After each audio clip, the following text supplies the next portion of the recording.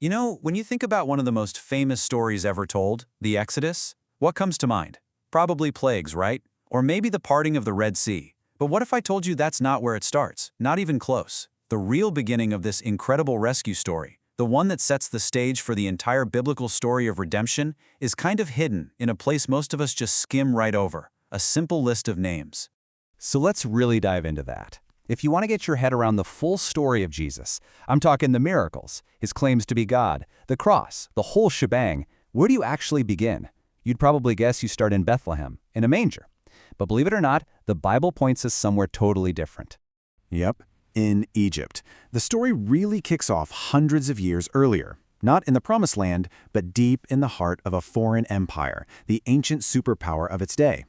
See, to really understand Jesus, you first have to understand Moses. To get the cross, you first have to get the Exodus. Now here's where it gets really cool. The New Testament writers, especially a guy named John, they just assume you already know this older story. The Gospel of John is absolutely packed with these little echoes and symbols. It's like a story within a story that only click into place when you see Jesus as the fulfillment of the Exodus.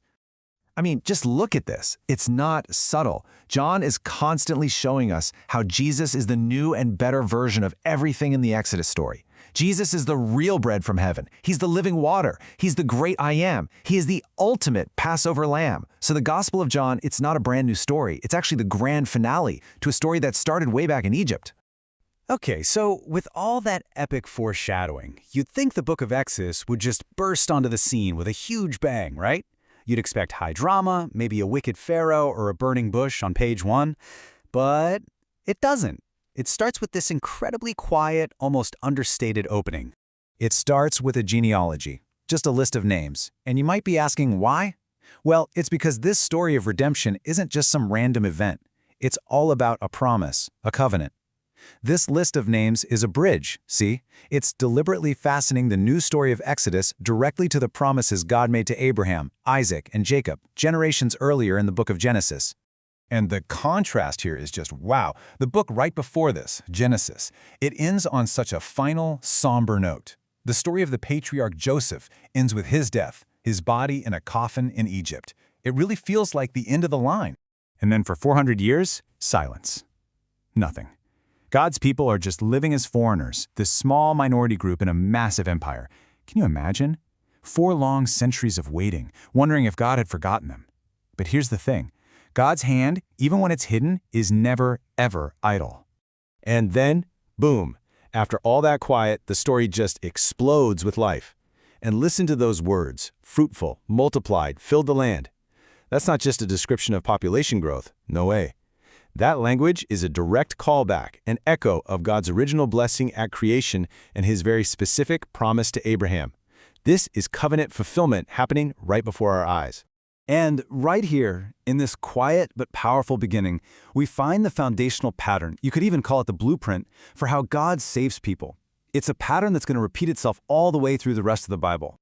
So the really crucial point here is that this population boom isn't just a historical footnote.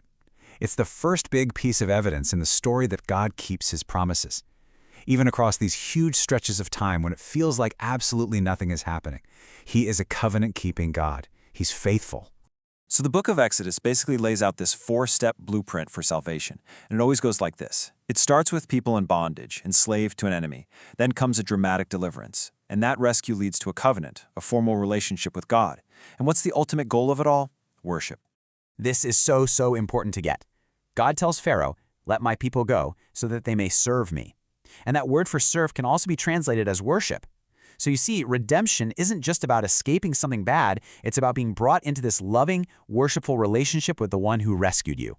And right here, this is where the whole story just snaps into focus.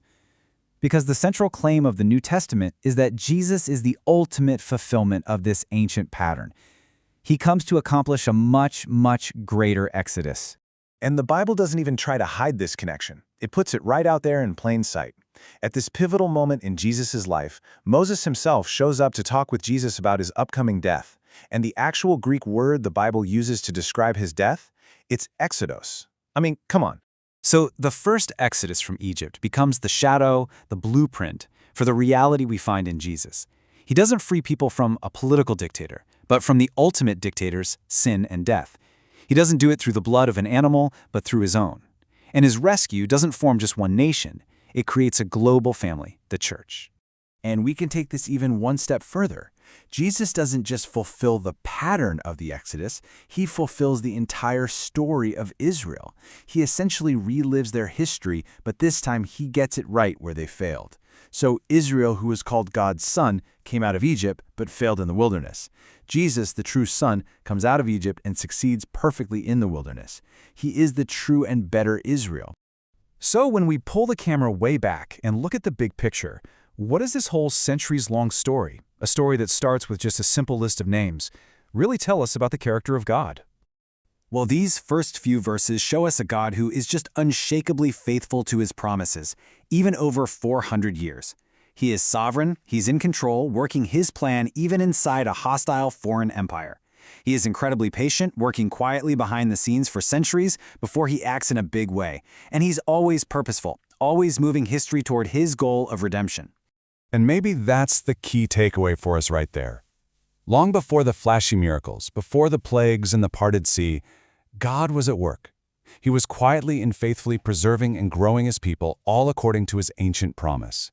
His unseen, quiet work is every bit as important as his dramatic, public work.